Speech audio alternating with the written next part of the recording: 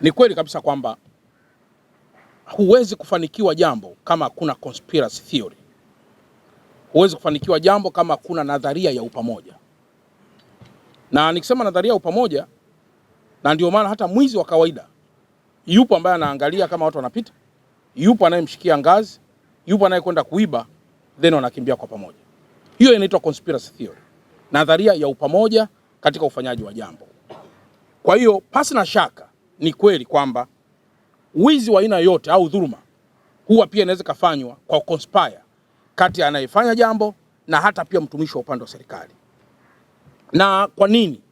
Kwa mfano, unaweza kaenda pale kwenye mafaili ya Wizara ya Ardhi, pale ardhi, ukakuta kwenye faili lako kumewekwa na caveat, lakini wewe hujawahi kuweka caveat.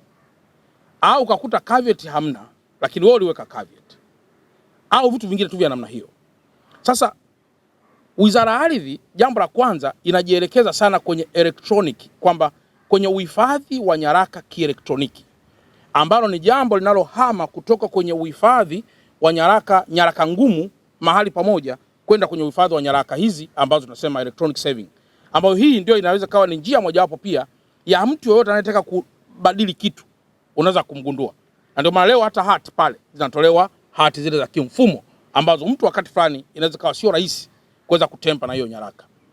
Sasa kwa watumishi, je, watumishi hawa wapo ama hawapo? Hii ni kweli kwamba pasi na shaka watumishi hawa wapo. Na ukienda pale ardhi, chini ya katibu mkuu wa ardhi, ambaye ndio mamlaka ya moja kwa moja ya Wizara ya Ardhi, au kwa mkurugenzi huku, tayari kuna mambo kadhaa ambayo watumishi hao wamekushachukuliwa hatua, wengi sana ambao wamefanya jambo hilo. Wapo ambao wameonywa, wapo waliofukuzwa, wapo, kuna mambo mengi sana yamefanyika. Na mimi kama mkuu wa mkoa nimeyaona hayo. Baadhi ya watumishi wasio na nidhamu, hayo yote yanafanyika. Kwa hiyo unachotaka kuzungumzia ndugu yangu Humphrey ni kwamba ni kweli kwamba lazima watumishi wa umma wawe na msaada mkubwa sana kwa wananchi, ili hayo masuala mengine yote yasiweze kutokea. Kwa mfano, leo huyu ukienda benki kuambiwa pesa imeibwa. Imeibwaje benki? Manake lazima kuna conspiracy theory pia. Kuna conspiracy kati ya mwizi, mtumishi aliyoko mle ndani na vitu vingine. Na wakati fulani unakwenda ambao unaambiwa hata kamera haikuona. Manake ni kwamba kuna hata masuala ya makamera huko, wote wamekwenda kwa pamoja. Kwa hiyo sheria kali zinaendelea kuchukuliwa dhidi ya wale wote ambao wanafanya mambo hayo. Na kwa kuwa ni mtumishi, kuna process zake. Process za kiutumishi, process za kimahakama. Sasa hizo zote zinafanyika. Wala uweze kutoka tu mkuu mkuu, huyu nimemfukuza kazi. Kuna procedures za public service. Public service procedures ambazo zipo na zimeandikwa ili kuweza kuwachukulia hatua hawa wote. Na jambo jingine kuhusiana na mkakati wa kupunguza foleni. Kama mnakumbuka, niliwahi pia kuunda kamati maalum inayoniangalizia kutoka hapa bandarini kupanda kwenda mpaka upande wa Kigamboni na maeneo mengineyo.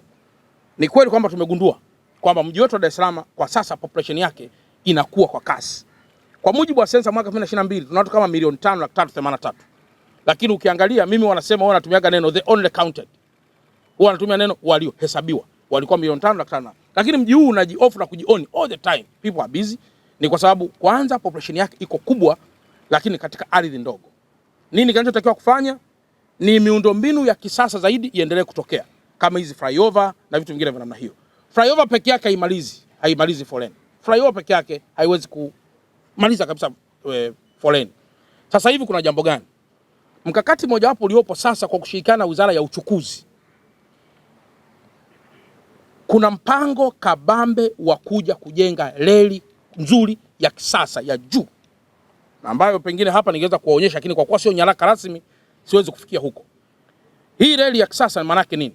Watu wachache wakataka kupanda mabasi yaendayo kwa kasi. Wengine watapanda mabasi ya kawaida. Wengine watakwenda kwenye reli. Na ndio maana upande huu wa Kinondoni kutoka Kigamboni mpaka kufika pale Bunju, sasa hivi pia wizara inafanya mazungumzo na private sector ili kuhakikisha pia tunakuwa na speedboats ambazo zitajiconnect kutoka kule Bunju mwishoni kwenda kupeleka watu mpaka kule Kigamboni. Nini kinachotakiwa ni kwamba mabasi ya mwendo kasi na vituo vyake tunavipa connection, kwamba watu wanaweza kaenda mahali wakapaki magari yao, wanaingia kwenye feri, wanakuja moja kwa moja mjini, na wakifika hapa pia wanaingia moja kwa moja, wanaondoka zao, wanakwenda moja kwa moja huko. Shida Dar es Salaam, jambo jingine pia ambalo lipo, mtu kizungumza unaweza kaonekana kama unatukana watu, lakini tumeruhusu kila jambo liwe kwenye barabara kuu. Guta liwe barabara kuu, bajaji iwe barabara kuu, Kikolola kichafu kiwe barabara kuu, Kigali kina namba A kiwe barabara kuu. Leo tuko namba E. Tuko namba E. Mtu amekomaa kwenye Kikolola kichafu anaingia katikati ya mji. Hii sio sawa. Ni yote ni kwa sababu tumeruhusu kila kitu kiwe. Nenda kwenye nchi za wenzetu zingine. Kama gari yako sio mpya na kwa namba zake zile, huwezi kuruhusiwa kabisa kuingia mjini, kwa sababu ikizima katikati, hilo ni jambo jingine. Unakuta mtu kafunga vioo anajifanya kama kuna AC, hakuna. Sasa unajiuliza umo ndani na kuna AC kafunga vioo, hayuko na leso anafanya namna hii. Sasa huko ina maana AC haishiki. Yote ni kwa sababu tumeruhusu kila takataka kuweza kuingia katikati ya mji. Pikipiki iingie, guta iingie, bajaji iingie, si vitu gani viingie. Tukionyesha utaalamu, ninyi wenyewe mnasema pembeni, mnasema mkuu wa mkoa siasa bwana, mkuu wa mkoa tuone siasa, mkuu wa mkoa tutakula nini? Lakini uwezi. Nendeni Botswana hapa karibu. Nendeni hapa Zambia. Zambia tu wala usiende mbali. Uone kama tuona hata bodaboda pale katikati. Sisemi bodaboda hazina maana, wala semi Corolla haina maana, wala semi sio nini kina maana. Sisi hapa tumekishazungumza pia na hata waziri wa ujenzi kwamba ifike wakati lori sikanyage hapa katikati. Kwa kuna bypass za malori tu. Kwa sababu ndio mji wote ambako unaelekea. Lori zikiwa 20 zote zina matela, maana yake nini? Maana yake tukiwa na lori ama ikiwa ni pulling au ikiwa ni dengla au ikiwa ni boxboard au ikiwa ni vyote vile, maana yake inachukua nafasi pia za malori mengine au za magari mengine. Kwa hiyo mwisho wa siku tunajikuta tuna foleni. Sasa tuna unlock vipi? Hiyo ni approach ya kwanza ambayo ni long term plan. Lakini short term zipo pia za short term. Sasa tunajenga barabara. Kwa mfano, kwa dhati ya moyo wangu, ukienda hii barabara ya Morogoro, ukienda barabara ya Bagamoyo Road, yule mkandarasi aliyepewa ile loti 2 yuko taratibu sana. Na ndio maana kama mnakumbuka tulipofanya ziara nimekwenda pale. Yule mkandarasi, yapo baadhi ya maeneo na yafahamu. Mpaka mheshimiwa waziri amewafutia kabisa mkataba wao. Sasa unajua kwenye haya mambo ya ukandarasi haya, mtu anaweza kusema sasa serikali, kwa nini mnaweka watu ambao wanakwenda taratibu? Iko hivi. Kwenye masuala ya business huwa kuna kitu kinaitwa Acheli and Ceremony principle in bargaining. Acheli and Ceremony principle in bargaining huwa iko namna hii. Ni kama mwanamke na mwanaume wanavyotaka kuoana. Mtu ambaye yuko very sure 100% anachokifanya ni kuoa au sio kuoa ni mwanaume. Mwanamke anakwenda kwa probability theory. Sasa mwanamke akienda kwenye ile ndoa ikazaa matunda, ikawa nzuri, that's a cherry to her. Lakini akienda kule ndani, ile ndoa ikawa mbovu, kumbe yule mtu ni tapeli, that's a lemon to her.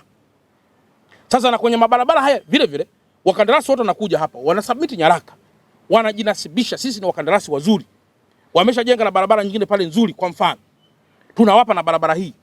Kumbe yeye anakuwa anajua kwamba kwa sasa sina wafanyakazi wa kutosha, kwa sasa na madeni mengi, kumbe sina hiki. Akienda miezi 6 pumzi imekata. Na kuterminate mkataba ni procedures za gharama kabisa kwa jambo jingine.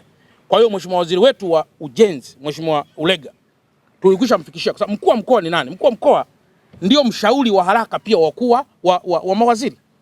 Kwa sababu ile ni TANROADS iko pale, ina mamlaka. Kwa tumeshamfikishia pia Mheshimiwa Ulega kwamba wakandarasi hawa wanatuchelewesha. Na ameahidi pia kuchukua sheria kali dhidi ya wakandarasi ambao wanachelewesha miradi. Sasa foleni unaweza kuiona, sheria inasema uweke bypass. Na hizo bypass zake hizo sijui nini hizo njia za pembeni zimwagiliwe, zisiwe na vumbi. Lakini unaweza kupita zina vumbi wakati wote. Sasa wale manake ni mambo ya kuchukuliwa hatua. Na mimi niliahidi ndani ya wiki 2 narudi tena, ili kwenda angalau kuweza kuangalia. Kwa hiyo wanafanya taratibu. Ukiangalia kwenye ilani ya Chama cha Mapinduzi ya mwaka jana na hata ya mwaka 2020 wameeleza habari ya ujenzi wa flyovers. Sasa flyover iko hivi. Sio kila kinachotamkwa kwenye ilani kinatekelezwa muda huo. Is subject to makusanyo ya nchi. Umeelewa hapo na vipaumbele vyake. Ni kama ilani, kwa ilani ni kitu gani? Kulingana kwenye ilani umeandika ilani is just a shopping list. Yaani ni kama unapokwenda dukani kusema nitanunua tangawizi, nitanunua hiki kwa milioni 2. Si ndio unaelewa hapo? Then unakwenda na ile milioni 2 yako. Ukifika pale unakuta tangawizi uliandika 50,000, tangawizi inauzwa 70,000. Then unakuta hela yako imekata kwenye baadhi ya vitu vichache. Ikikata pale maana yake malengo yanaendelea kuwepo kwamba nitakapopata hela nitakuja tena kufanya hiki. Kwa hiyo ukiangalia kwenye ilani kuna sehemu nyingi sana zimeelezwa kwamba tutajenga flyover. Lakini narudia tena kwamba flyover peke yake haimalizi tatizo la mgogoro wa foleni Dar es Salaam. Na Dar es Salaam nataka niwaambie kwamba foleni inaweza ikabaki kuwa ni sifa ya kudumu mpaka Yesu na Mtume Muhammad tutakaporudi. Kwa nini? Kwa sababu the way Dar es Salaam ilivyo inamvutia kila mmoja kuja. Umeelewa mpaka hapo? Kwa hiyo population yake itakuwa ni kubwa. Mpaka kuna siku moja tuliwaza kwamba ni muhimu tukaanzisha kitu kinaitwa concession fee.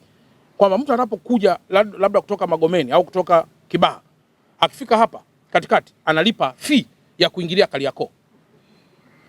Yaani umeelewa? Yaani pale maana analipa nini? Analipa fee. Hao watu wengine wanajaa huku kwa sababu wengine hawana kazi, kwa kuwa pana urahisi. Anapoingia Kibaha tunakuwa tunajenga toll. Toll zile zinasaidia mtu kulipa anapoingia. Nendeni kwenye miji mingine yote. Uruhusiwi kucross kutoka mji mmoja kwenda mji mwingine bila kulipa fedha. Hasa Dar es Salaam kwa kuwa tunaamini unakuja hapa kibiashara na utapata faida kubwa, lazima ulipe kitu kinaitwa fee ili angalau mji wetu uendelee pia kujiservice kwenye mabarabara na vitu vingine vya namna hiyo. Kwa hiyo tunaamini kabisa kwamba huo pia utakuwa pia ni mkakati. Mkakati mwingine Mheshimiwa Rais amekwisha kuanzisha wa kunyofoa haya malori kwa njia ya reli kupeleka Kwala. Sasa akienda kule Kwala malori watu kaanza kupakia kule mizigo. Hiyo nayo ni approach nyingine ya kuhakikisha kwamba tunaendelea kudecongest magari mengi ambayo yako katikati ya mji. Pamoja sasa na andiko langu ambalo wataalamu wamenipatia, nitapata nafasi pia pengine waandishi wa habari siku 2-3 nije pia niwape pia brief kuhusiana na kile ambacho walinishauri mimi kama mkuu wa mkoa namna ya kuunlock hiyo tatizo la foleni kubwa. Lakini pia mabaraza, ndugu yangu Humphrey, ni kweli mabaraza, unajua mabaraza ya kule chini tuna mengi ni mabaraza kweli, lakini wenye weledi pia huwa sio watu wengi. Mtu unakuta kama 200 tu kanamsumbua mpaka na tempa. Halafu unakuta anasema baraza la ardhi wameuza. Hakuna sheria inayomtaka baraza la ardhi kufanya decision.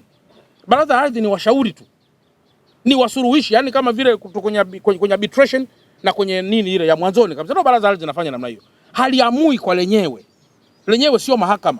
Lakini unashangaa anasema baraza la ardhi lilinipatia ardhi. Wale ni wasuruhishi tu katika hali ya kawaida. Watu wasipopatana wanakwenda mahakamani. Kwa hiyo kuna tatizo pia kubwa lazima tuweke training kwenye mabaraza ya ardhi ili wao wanajua pia wajibu wao. Lakini zaidi pia migogoro, Humphrey umezungumzia huu mgogoro, naomba niuchukue. Huu mgogoro wa ardhi ambao umezungumzia kule Temeke naomba niuchukue ili nitakapokwenda ziara, na nitauitisha pia leo kwa sababu umeniuliza, ili pia mambo yote yaweze kuwa solved. Lakini pia miradi hii ya DMDP naomba pia hili kwa ndugu yangu Henry nichukue kuhusiana na watu kwenda kukatisha maegesho kwenye maeneo ya watu wenyewe. Hili nao naomba nilichukue, nikae na watu wa TARURA ili pia tuweze kulishughulikia na tuweze kufikia mwisho. Asante. Tumefikia mwisho, si ndio jamani?